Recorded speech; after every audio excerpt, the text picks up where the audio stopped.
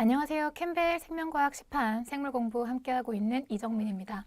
자, 저희 지금 식물 부분 공부하고 있고요. 이제 식물 구조 봤었고 또 식물이 필요로 하는 양분들을 어떻게 이동을 시키는지 36장까지 정리했었는데요. 자, 이제 식물들 같은 경우도 잊으시면 안 되는 것이 얘들도 살아있는 애들이기 때문에 몸에서 필요로 하는 양분들이 많습니다. 자, 동물 같은 경우야 우리가 뭐 먹고 싶어 하고 뭐가 부족하면 뭐가 필요한지 알 텐데 식물 같은 경우는 우리 그쪽 부분 정보가 좀 없어서 자, 식물들이 필요로 하는 양분들이 뭐고 왜 필요한지 그리고 이것들을 획득하기 위해서 식물들이 발달된 구조가 어떤 것들이 있는지에 대해서 공부를 하실 부분인데요.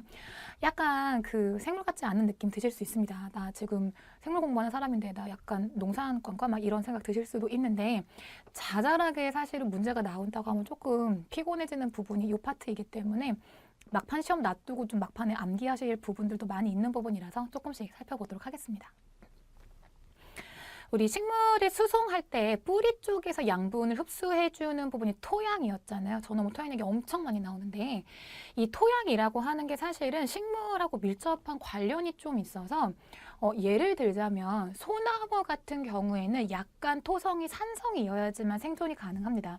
그리고 대부분의 식물들 같은 경우에는 토양의 pH가 대략 5.5에서 6.0 사이 또는 약한 산성을 띄어야지만 생존에 조금 유리하고요. 오히려 7.0 pH를 가지면 식물이 생존하기 조금 불리한 패턴이 있어요.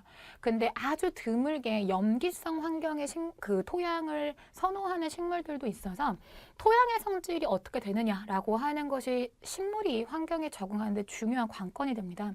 근데 일단은 그 토성을 구분을 하는 방법이 몇 가지가 있는데 그 중에 하나는 구성하고 있는 입자가 얼마나 크냐 이거 약간 그거 생각하시면 되세요. 그 왜 옛날에 어릴 때 배웠던 노래 중에서 바위돌깨들 돌덩이 그 노래 있잖아요. 돌덩이깨들 자가돌 그런 식으로 사실은 결과적으로 토양이라고 하는 거는 지금 제가 말씀드린 것처럼 이 토양층의 단면을 보시게 되면 제일 아래쪽 부분에 이렇게 두텁게 나오는 이 부분이 보통 우리 기반암이라고 부르는데 여러분 교재에는 C층이라고 나와 있을 거예요. 어찌됐거나 지구가 가지고 있는 그 뭐라고 해양지각 말고 대륙지각인가요? 대륙지각 거대한 암석 덩어리라고 보시면 될 텐데 그 거대한 암석 덩어리가 대륙권에 있는 기후 때문에 비를 만나고 눈을 만나고 바람을 만나게 되면 깎이고 잘려나가는 과정에서 만들어지는 게 이제 토양을 구성하고 있는 알갱이 입자라고 생각을 하시면 될 텐데요. 그게 이제 잘려나온 지가 얼마 안 됐다라고 하면은 사이즈가 조금 클 거고 그쵸? 그 굵은 모래보다는 약간 작고 점토보다는 약간 큰 애매한 그죠? 이거 약간 뭐 생각하시면 되냐면 그 인공으로 어항 키워보신 분들 같은 경우에 어항 밑에 까는 모래가 굵은 모래라고 보시면 되고요. 애들 좋아하는 혹은 해수욕장 가시면 거기 밟았을 때 아프지 않고 부드러운 모래가 이쪽이라고 보시면 되세요. 점토는 그냥 진흙 만드는 흙이라고 보시면 되니까 입자 사이즈에 따라 크게 세 가지 굵은 모래, 미사토, 점토 세 가지로 구분을 합니다. 그래서 이 입자 사이즈로 구성이 되어 있는 토양 단축 구조를 보시게 되면 여기 여러분들 교재에는 아마 여기 A층, B층, C층 이렇게 들어와 있을 텐데 이 A층 부분 같은 경우에 옛날에 썼던 용어라서 요즘 안 쓰려고 그러는 것 같더라고요. 표토라고 해서 제일 겉부분에 노출되어 있는 흙들을 표토라고 얘기를 하고 이 표토 부분에는 부식토가 함께 있기 때문에 부식토라 하면 부식은 썩는 거니까 그쵸? 썩어 있는 흙이 많다는 거 흙이 썩을 수는 없으니까요. 그쵸? 이 부분에 이제 동물의 사체라거나 동물의 사체는 시간이 오래가면 부식이 되죠. 그리고 사실은 배설물과 같은 것들이 많이 섞여 있는 흙을 부식토라고 얘기를 하고 생각하면 좀 깨름직하긴 하고 좀 더럽긴 한데 결과적으로 배설물이나 사체라고 하는 거는 영양분을 많이 가지고 있는 거라서 우리가 식물의 영양 파트에서 본다라고 하면 영양분이 풍부한 흙이 있는 부분이 표토야라고 생각을 하시면 되십니다. 안쪽으로 들어오시면 이렇게 굵은 부분 여러분 교재에는 B층이라고 나와 있는 부분일 거고 이 부분을 우리가 심토라고 하는 부분인데요. 결과적으로 심토를 구성하는 입자 사이즈가 어떻게 되느냐에 따라서 뭐 굵은 모래로 구성이 되어 있는 부분, 미사토로 구성이 되어 있는 부분, 점토로 구성이 되어 있는 부분으로 구분할 수 있다라고 보시면 되세요. 근데 이제 심토 부분을 구성하는 입자가 어떠냐에 따라 예를 들어서 지금 얘기한 것처럼 그냥 모래하고 미사하고 점토가 골고루 섞여 있어 라고 하면 우리 그 양토라고 하거든요. 양자가 좋을 양자입니다. 한자로 해석할 때 좋은 흙이라는 뜻이에요. 그러면 이게 골고루 섞여 있을 때 좋은 흙이야라는 얘기는 미사로만 이루어져 있는 혹은 굵은 모래로만 되어 있는 흙을 우리 사질토라고 얘기하는데 이거 좋다고 말하기가 조금 어렵습니다. 왜냐하면 장단이 있는데요. 장단이 있는데 사질토 같은 경우에는 입자 사이가 크다 보니까 공기층이 발달이 돼 있어요. 공기층이 발달되어 있다 보니까 이 뿌리를 이용한 호흡에는 유리하죠. 근데 문제가 공기층이 발달되어 있다는 얘기는 그 물층이 수분층이 확보가 안 된다는 뜻입니다. 쉽게 말하면 물이 그냥 쑥쑥 빠져버린다는 뜻이잖아요. 그렇기 때문에 지금 사질토 같은 경우에는 물을 많이 필요로 하는 식물 같은 경우는 조금 적응이 어려운 토양이라고 보시면 되세요. 근데 문제가 이제 건조한 환경, 보통 우리 얘기하는 사막 지형 같은 경우에는 심토가 주로 사질토인 경우가 많아서 수분에 적응을 한 생물들만 생존할 수 있는 패턴이 있죠. 그럼 선생님 그러면 이거 점토면 좋은 거 아닌가요? 점토 같은 경우는 입자 사이즈가 적으니까 입자 사이즈 적은 만큼 물을 확보하는 게 좋은 거 아닌가요? 점토 같은 경우는 이제 반대의 경우가 생기는 거죠. 공기층이 발달이 안 되다 보니까 호흡에 조금 문제가 생기고요. 그렇죠? 그리고 사실은 물이라고 하는 게 식물에게 있어서 물이 되게 까다롭죠. 부족하면 당연히 안 되는데 넘쳐도 문제입니다. 넘치게 되면 뿌리가 썩어요. 그렇죠? 그래서 이게 넘치게 많아져 버리게 되면 수분층이 확보가 되긴 되는데 심하게 많이 확보가 되다 보니까 물 빠짐이 안 생기죠. 그래서 이 경우에는 뿌리 쪽에 이 물 빠짐이 잘 이루어지지 않기 때문에 뿌리 쪽에 발달되어 있는 그런 구조가 물에 잠겨 있는 상태가 된다라고 생각을 하시면 되세요. 그렇기 때문에 사질토나 점토 같은 경우에는 이 심토의 성분으로 봤을 때 식물이 자라기에 조금 적합하지 않다고 보실 수도 있고요. 가장 좋은 건 양토라고 생각하시면 되십니다. 자, 표토 같은 경우 제가 말씀드렸던 것처럼 일단은 무기질이 많고요. 그렇죠? 그래서 이제 토양을 구성하고 있는 표면 입자들인데 여기 지금 보시면 아실 텐데요. 제가 지난 36강에서도 말씀을 드렸던 것 같은데 토양 입자들은 주로 음전하를 띠고 있는 이온들로 하전되어 있는 경우가 많습니다. 사실은 음전하만 있는 건 아니고 음전하, 양전하가 골고루 있는데 음전하를 띠고 있는 입자들이 주로 이제 질산염이라거나 황산염이라거나 인산염 이런 것들인데 얘네들이 주로 뭘 만드는 애들이냐면 기반암의 성분이 얘네들이에요. 이 화학한 학생들은 조금 감이 오실 건데 인산 같은 경우에는 뭐죠? 앙금을 되게 잘 만드는 음이온이거든요. 황산 마찬가지고. 그래서 황산이나 인산을 가지고 있으면 물에 녹지 않은 앙금이 되는 경우가 많아서 보통 이제 기반암석을 구성하는 암석으로 들어가 있는 경우가 많죠. 제가 말씀드렸다시피 토양이라고 하는 게 만들어지는 것이 바위돌, 깨돌, 돌덩이라고 그죠. 그럼 이것들이 깨져가지고 모래가 만들어지는 것이기 때문에 토양을 구성하는 입자들이 음전하를 띠고 있는 경우가 많습니다.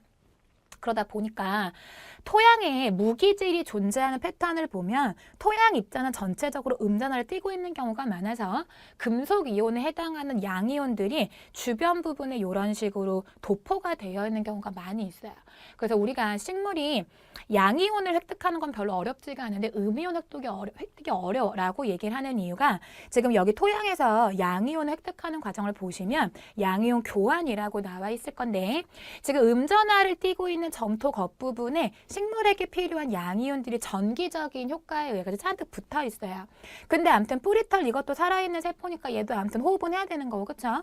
호흡을 하게 되면 CO2 만들어질 거고 CO2가 물하고 만나게 되면 탄산이 만들어질 건데 이거 어서 많이 본 것 같지 않습니까? 그쵸? 동물에서 왜 그 CO2 운반할 때 적혈구폭을 했던 거 많이 봤던 거잖아요.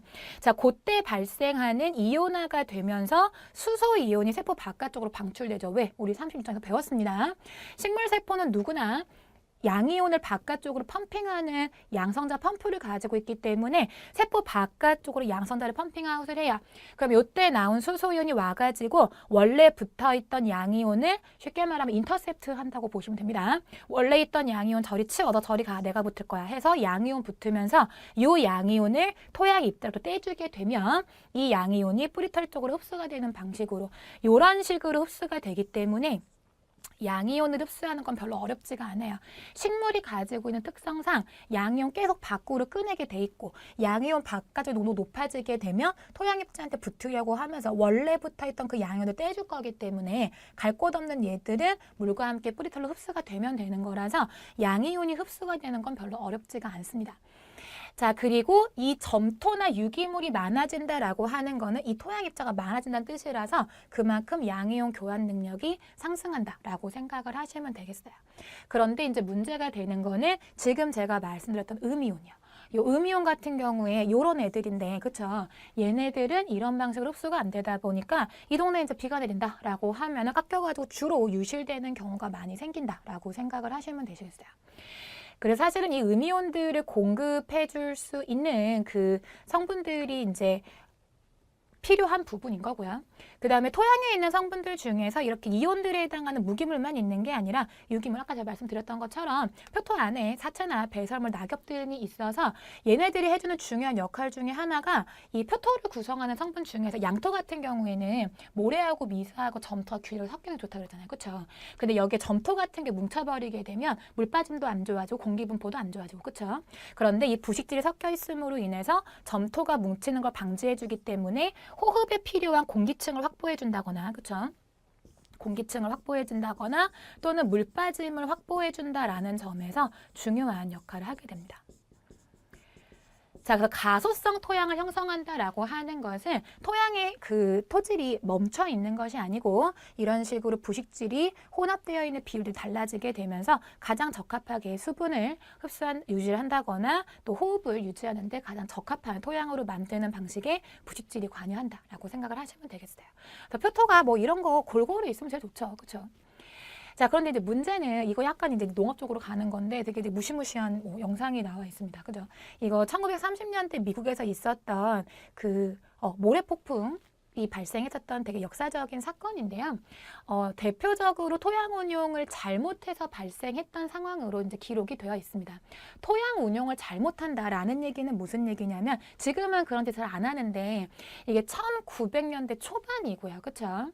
그래서 이제 뭐 미국만 그랬던 게 아니고 이 농업을 위해서 땅을 운용하는 방식에 대한 지식이 별로 없었을 때 상황이에요.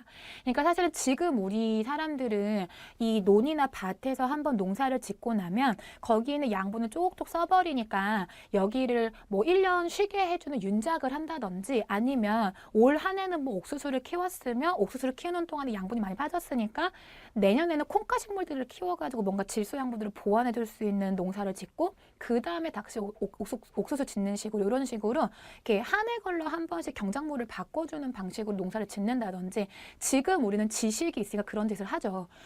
경험상 내지는 이제 경험상도 그렇고 기록상도 봤을 때 그렇고 토양이라고 하는 게 한도 끝도 없이 양분이 나오는 게 아니라 쓴 만큼 보충을 해주거나 회복을 시켜주거나 해야 한다는 지식이 있기 때문에 우리는 지금 그렇게 하는 겁니다. 근데 이 당시에 이제 그런 지식이 없었을 당시에 계속 농사만 짓는 거예요.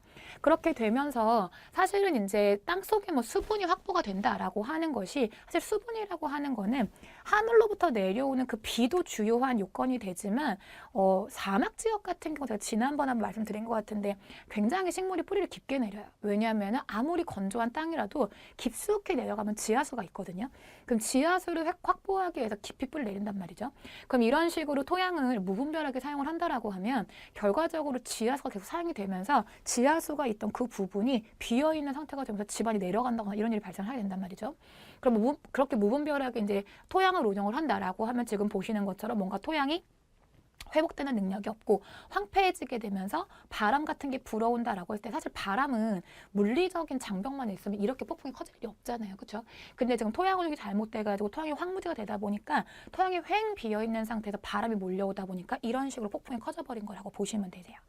자, 그래서 지금 토양 운용이라고 하는 게 토양이라고 하는 것이 우리가 이제 농업 부분의 식물들을 사용을 하는 거니까 우리나라는 사실 조금 농업 비율이 줄어들긴 했는데 그래도 이 농업이라는 것이 올해 한 해 하고 끝날 거 아니잖아요. 그렇죠? 지속적으로 농업을 하겠다라고 하면은 단순히 그냥 토양이 가지고 있는 양분을 써서 없앨 게 아니라 보존을 해가면서 토양을 사용을 해야 한다라는 점에서 지속 가능한 농업에 대해 생각을 해보셔야 된다라는 거죠.